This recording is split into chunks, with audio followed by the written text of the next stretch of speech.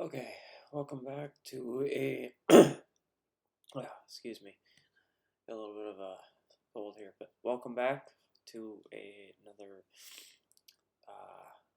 what do I want to call this? Another lecture of ICT concepts. So I really like this example of price action. This is December, the first couple of weeks of December, going into non-farm payroll right here. Actually ended up being the second week of December, which is really odd. But it was always the first week, but apparently it was in the second week. And then we start this consolidation after we ran above the September high. This is the July high, and as you can see right here, this high came really close to this high, but didn't take it up, so it left those highs intact, which makes them relatively equal highs. Also, if you go on to the weekly chart of NQ, sorry with all this scribble and all this, but these are my annotations. I'm trying to get good at mastering the skill set, so you gotta have these annotations on here. Ignore the dashed line, just pay attention to the bold lines. So we have this weekly SIBI, sell side imbalance, buy side inefficiency here. The fair value gap is obviously what it's called, but it has yet to fill that in. So in my head, I was thinking, okay, if we're going to take this high out, how far can it go past this high? Well, I was thinking right here. Now,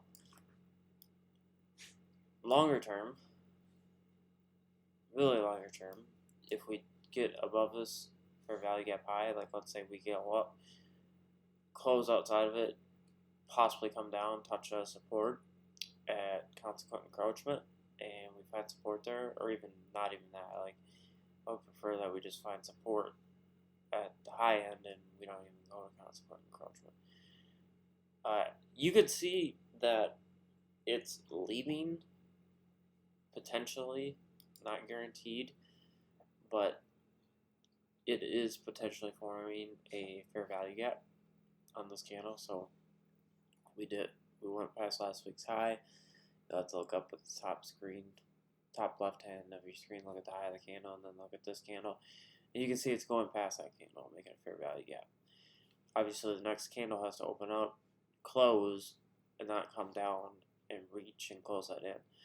As long as that occurs, we'll have a fair value gap, which, oddly enough, is forming at consequent encroachment. So, enough of that. Let's go back to the 4-hour. So, this specific price action here is really, like I could say really 40 times on this, but it's very unique. It's not ugly. It can be ugly at while it's forming, but it's highly precise, and I think that this is journal worthy. Like, if you have a journal for a specific price range, I would definitely put this in it. So, starting here, we have a suspect high. Now, looking at this, I don't look at this high as like, oh, okay, we're done. Like, we're gonna stop here, because we're going up here. Like, it's gonna take that high out. So I'm thinking, okay, well, obviously it has to go down to a discount and then go higher. So this right here, this gives you a little bit more information. So when we get up here, we make this high, and we come down here. This to me is just nothing. that to me is like the monthly candle has probably done its job, and it could consolidate the rest of the month, which is in fact what it did because we had Thanksgiving. So it's reasonable for this consolidation to plan out because this monthly candle literally took out highs from previous months. So we took out October and September high. And technically, no, we didn't take August. Well, we can't take August high because if you look right here, this high is higher than this high. This is the highest high in August before September. And even this high right here in August still didn't go higher than this high right here I'm pointing at. I got my cursor on it. But this high right here, this one didn't go above it. This high formed in September. So we're not going to look at the August high because the September high is higher than that high. And the high before that is in July. So if we're looking at buy-side liquidity, we're not going to be looking at specifically the high right here. We're not looking at that. We're going to the highest high, like the high of the month. Like that's where all the orders are sitting at. That's where they're going to run to. So as you can see, it left that high intact and came really close to it. So if you look, to the left here, you'll see why price is just kind of stagnant here. So we do get all the way up into this volume imbalance, and that's about as far as it went. This is just a matter of taking out previous week's high. So we got the 20th of November on Monday, and then the following week rolls around. Or that's the next day, actually, because Wednesday, it's like, obviously that's more likely to make the high of the week. So we take out, I wish I would have put this down, but so Wednesday, the week before that, and then the following Wednesday, we take previous week's high. So this is previous week's high swept right here with this move. This move is basically your displacement. So when you're looking at price action, you're looking for something like this. So this is where you get your information. This movement up here, this is where you're just kind of going in to smaller time frames and just trading it. You're not looking at a move on a 4-hour chart expecting something big to unfold. Now, when you get into Monday, we're already in a premium. So Monday,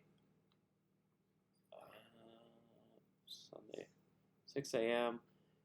So Monday we open up, so we rally up. So we close in a premium. So when we're above an old high, we're in a premium. So we ended up in a premium on that Monday. So all day,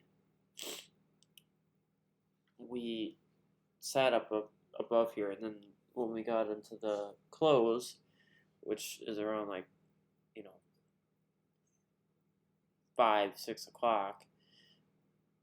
That's not the close. Sorry, I don't know. I'm talking on my butt right here. So when we got into the close at 3 o'clock, depending on where you're at. So like me, I'm in Minnesota. So the markets close at 3 o'clock. The stock market closes at 3 o'clock. But the futures market closes at 4 o'clock. So my time zone is set to UTC 5, which is New York time. So when we reopen at 6, which is why it says it here, but it's 5 o'clock my time. But in New York, it's 6. So when we reopen, we're still in a premium. We roll over, and what do we retrace back to? Well, obviously you have a fair value gap, but more importantly, you have a change in the state of delivery. So these last 3 down close candles that created displacement higher That's your one consecutive order block on a 4-hour chart. Now, I don't like this order block right here because this is part of a consolidation. So to me, this makes sense why it eventually did fail. Now, if you were going long off of this, if you recognized red flags right away, you could have gotten out. Obviously, I don't know who was, if anyone was in that, but I wasn't in that. I wasn't even aware of that, but I was watching it. So right here, when we come down here, it's coming down into that order block. That order block level specifically, key time of day, not exactly optimal, 2 o'clock. I mean, I would not really like that, but London signaled, so this is optimal. Now, the reason I don't like this, I kind of want to go into higher time frames, is because when it traded into this, I don't know why this is moving around, it's annoying, but when it traded into this order block, look what time it occurred, 2 o'clock. That's basically like the close. Like, the market's literally closing in an hour. Now, is that a time window in which it's optimal? Like, it's during New York time? Yeah, I mean, I guess, but I would just prefer that that happened, like, in the morning. That would be, like, 10 o'clock, it trades down into it, and then the last remainder of the day sends it higher like this. I just prefer that.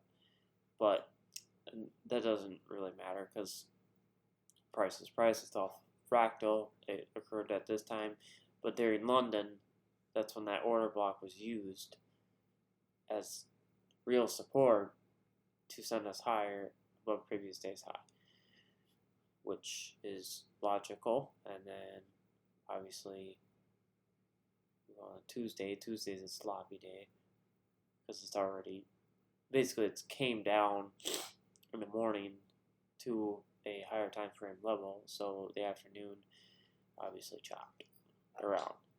So that's something that I would deem noteworthy. And then the next day rolls around, London already is giving us the anticipation that we're probably going to go higher. And then obviously 10 o'clock, silver bullet hour, we're already went past previous day's high, so I would really have that as a target. And that would be my draw on liquidity for the day, and I would just leave it alone. And then eventually it melts down. The rest of the week just doesn't really do anything. But remember, this is Thanksgiving. So this sloppy price action that you see in here, that's kind of creating like a, like if you want to call this a bull flag. But like you have a flagpole and then a triangle breakout pattern that somebody would like to use. For crying out loud, I don't understand why anyone would do that. I used to do that, so I'm guilty, but yeah, that breakout definitely did not work. It broke out, and then it came back and collapsed. So I guess if that counts to a retail trader as a breakout, then whatever, but to me, I just see that breakout as just previous week's high being taken, and you can obviously see that Tuesday, following week, well, not Tuesday, Wednesday, time of week, midweek, we go up, we sweep that high, so that liquidity's been taken, so we've taken previous week's high, and the month is just about to close out, so you're not really expecting any more expansion further. It can do that, but it's probably likely that it's not going to expand higher, because we've already traded up past the previous 2 months' highs, so it's reasonable for the market to want to go back into a discount. So this is where I really like to annotate things, because I love this price action right here. So first week of December, really just came down, and then that last week in November came down too as well. I apologize in advance if I sneeze, but I think I'm gonna sneeze. Give me 1 second. Okay, got a little bit of a cold. So, we see going into what was this? The last week of November here? Yeah, so last week of November, after we take previous week's high on Wednesday of that week, we immediately reject that high. It's like a turtle soup. A short-term shift in market structure below this low leaves a fair value gap. Model 22 right here, perfect model 22. Relatively equal lows. It targets the sell side liquidity. Now, this model 22 is something that would have occurred over the course of like a swing trade. So this isn't like a day trade, this is a swing trade through the week. So you're trying to get the high of the week and exit before the week closes. And obviously you get a very good delivery of that. So it breaks the swing low, leaves a fair value gap. You have a order block here. Doesn't quite get to it, but you also have this balanced price range. So we have buy side imbalance, sell side inefficiency. Comes down, offers that sell side, leaves the range, returns back into it. To consequent encroachment right here. I didn't even mark that down.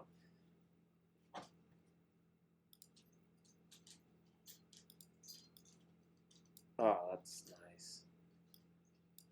I love that. Is that to the tick?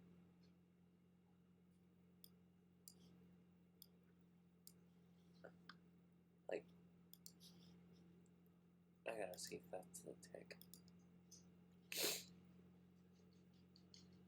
304.50. Oh, just fell short of it. Or just one tick past it actually. So never mind. Yeah, that's really precise. So, yeah, you'll never get over these concepts once you see how precise they are. So, model 22 short here. Stop will go above here. Obviously, you want to trade with low leverage if you're not funded, but this would be a perfect model 22 to go below these relatively equal lows. And if you wanted to get animated and you wanted to have a couple of targets, you could target this fair value gap. So this is where an order block is not necessarily a failure, but it didn't pan out. So that does not mean that you had to take a loss. That does not mean that. But if you recognize the red flags, which I myself am trying to get good at, you would basically collapse the trade or move the stop to break even, or just collapse the trade and get out because you could be wrong. So this fair value gap right here, we trade down into it, we filtered it in completely, slash down close candle right here, we touch that, sends it higher, consolidates, drops during London from 2 o'clock to 5 o'clock, but this goes into 6 a.m. It was 4 hour candle. Drops back into the fair value gap. That can be a little intimidating. Then during New York, to 10 a.m. silver bullet hour, it sends it higher into the fair value gap. So the next thing that should be a thought process in your mind is that we are technically respecting this fair value gap. So this 4 hour candle right here, it's not closing outside of it. It's showing signs initially that it wants to go outside of it, but it's running into trouble. And it's respecting these consecutive up close candles, which is one consecutive bearish order block. You don't want to see that. You want to see it go right through those levels like a hot knife through butter. You do not want to see it stop. You don't want to see it, especially close inside the fair value gap. And once I started to see that, in my eyes, I thought to myself, okay, well, if this candle does not close outside of it, that's problematic. Next candle opens up. Now you're looking right here. Is this fair value gap going to hold, or is it not going to hold? Well, the second that this candle closes, preferably you would want to see it stay open or respect consequent encroachment, and it just doesn't do it. So it closes just a little bit above the fair value gap's low, but then the next candle opens up, and let's see here, consequent encroachment.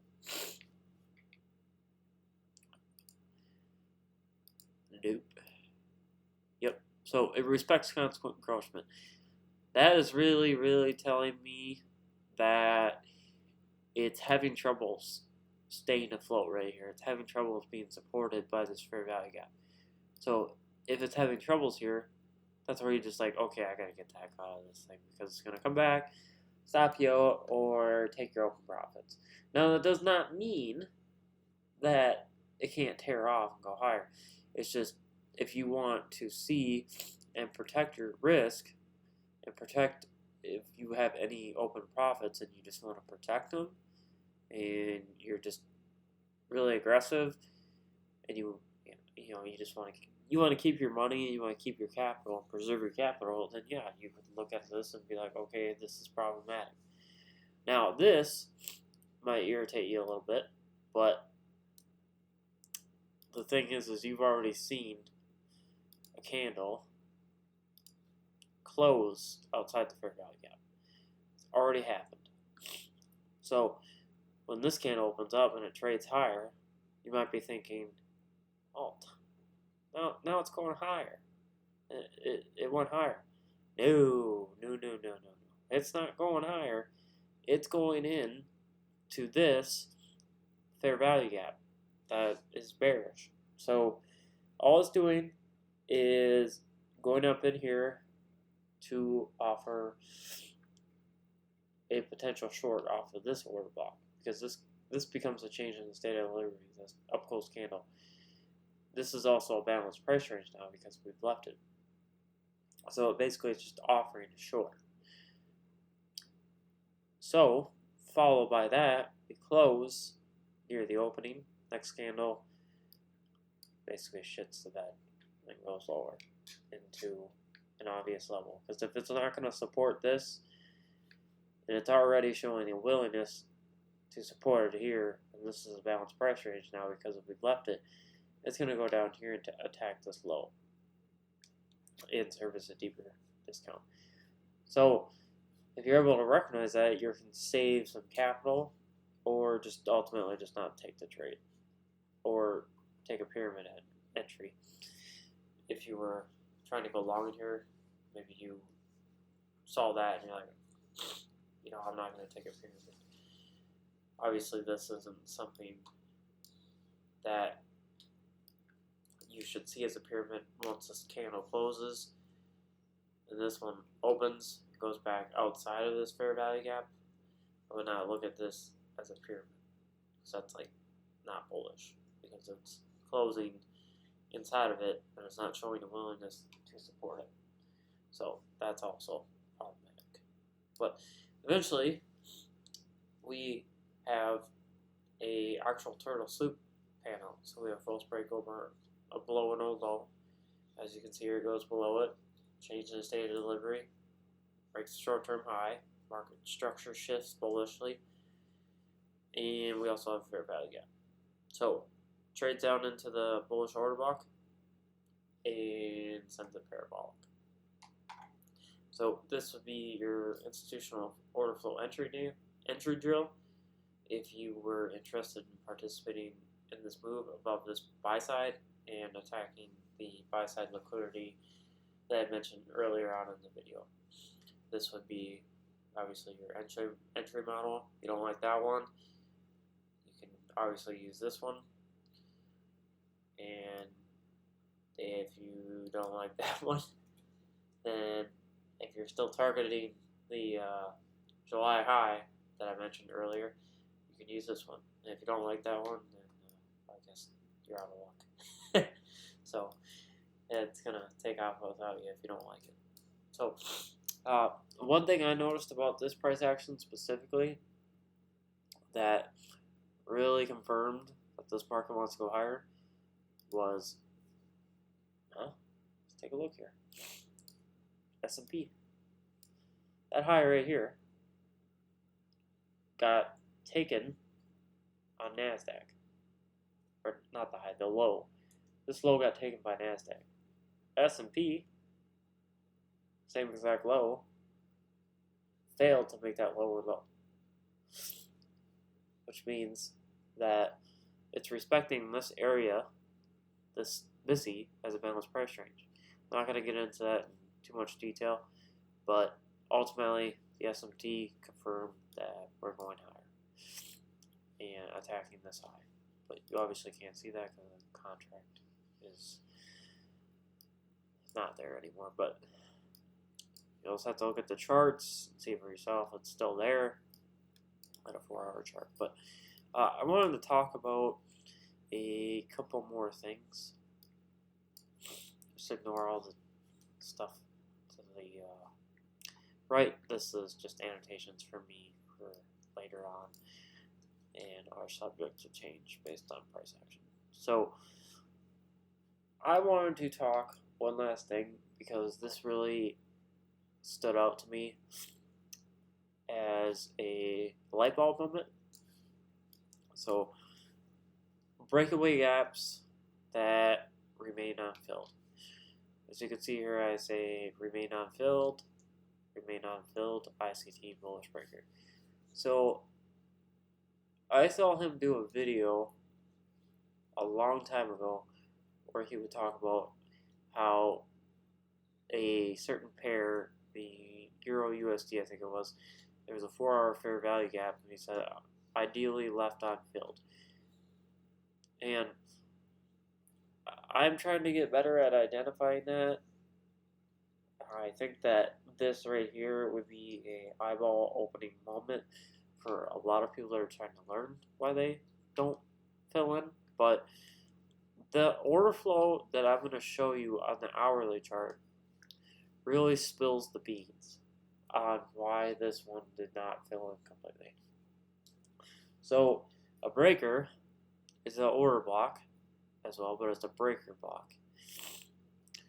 So what you have here, what makes a breaker a bullish breaker, is you have a low, a high, and a lower low that goes below this low.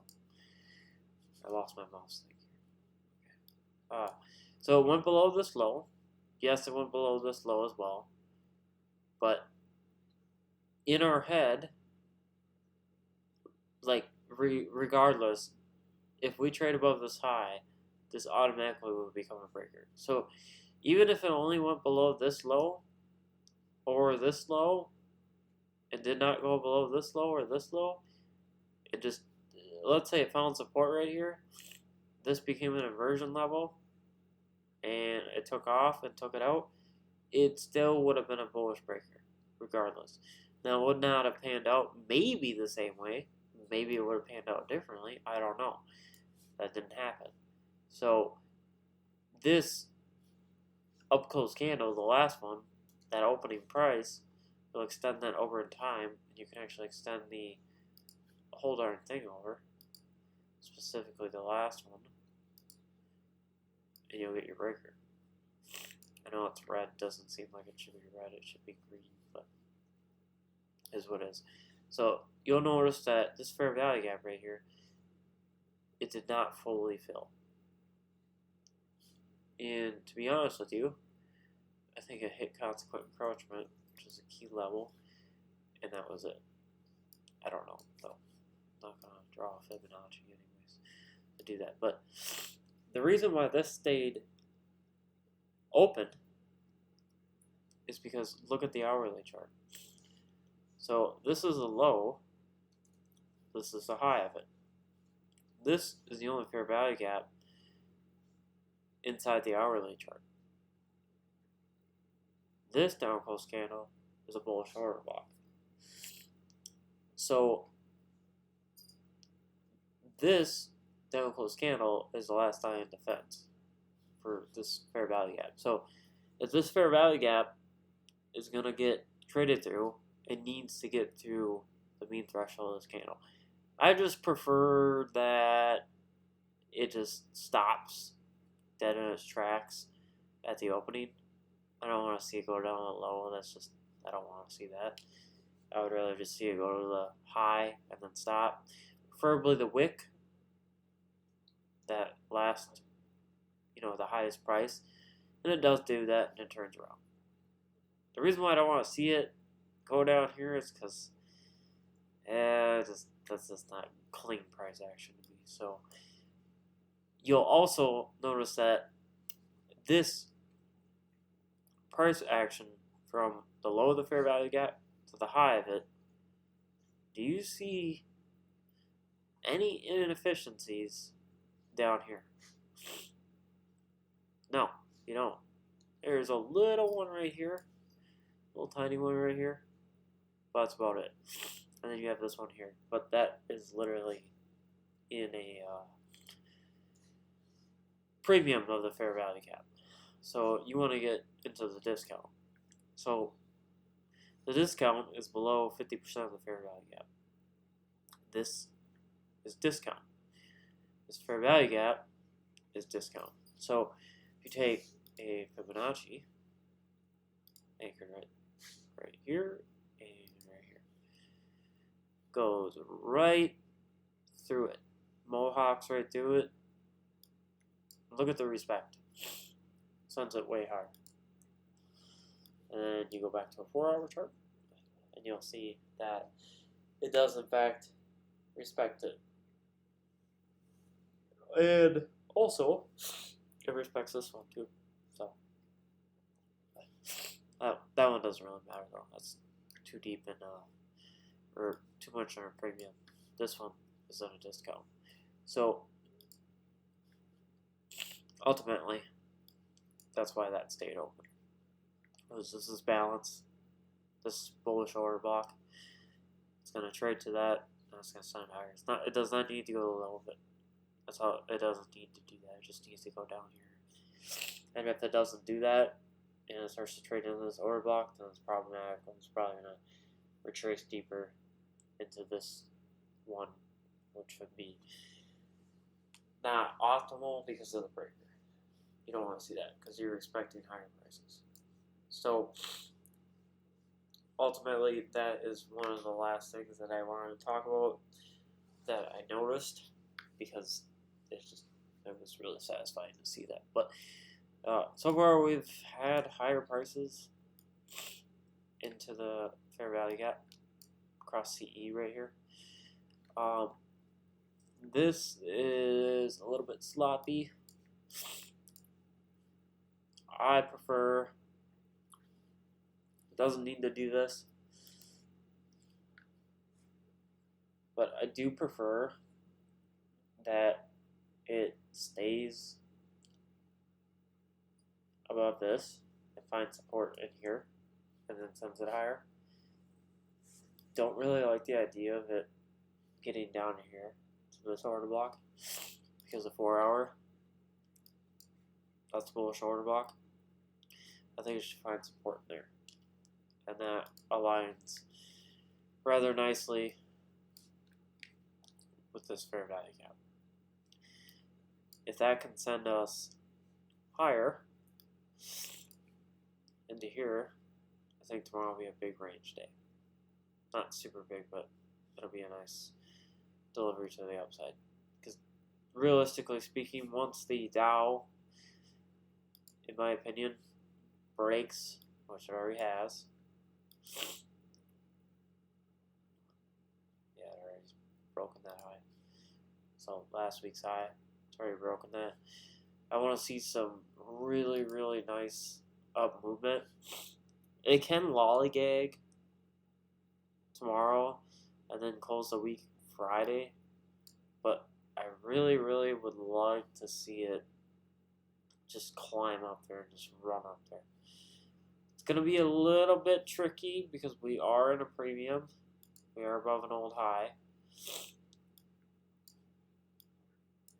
But I think that if it doesn't happen tomorrow, we're going to close this fair value gap in tomorrow or Friday. And then we also have the dollar on our side confirming that too. So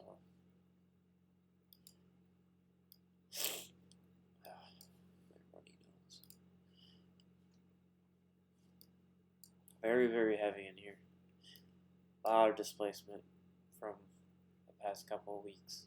Just aggressively selling off into this level. Eventually, I think longer term,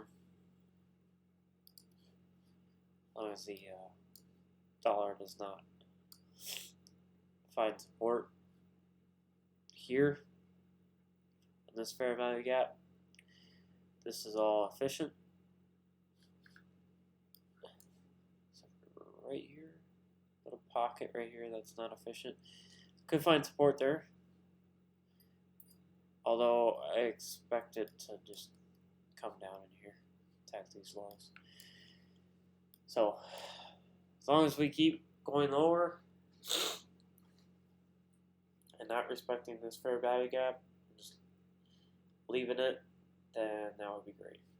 I have a breaker forming too here, so we have a high, low, higher high, down close candles, consecutive ones. I want to see it basically reject that, keep this open. This is a balanced price range. So we've had sell side offered, and this buy side sell side. Tongue twister. Buy side imbalance, sell side inefficiency. We've had sell side offered here. So I think that it's going to get heavy in here, and it's going to keep going lower. But obviously time will tell. So this is my ultimate draw longer term. And it's also, I've noticed, a market maker sell model. I can see. Starting to see that now. It's kind of neat. So we have an original consolidation right here. This is your smart money reversal, I believe. Don't quote me on that, but that's what I'm thinking this is. And then this is obviously like if you're selling short up here as a smart money reversal. God, I gotta give you credit. That's brave because that's risky as hell. I don't want to do that. I know I'm a long ways my normal to do that, but this is basically your Model 22 short-term well broken. Fair value gap, sell short, target to equal lows down here. So eventually, if we do get that, we're going down in here. So yeah, but if you guys like this video, hit the like button. I really enjoy talking about it. It's pretty fun, and I think I need to start making more videos in the future, but I've been too busy studying price action because I don't want to talk about things that I don't know what I'm talking about. It's kind of embarrassing. So when I know what I'm talking about and I actually explain things, then I like to talk about it. But for now, that's all I got. So.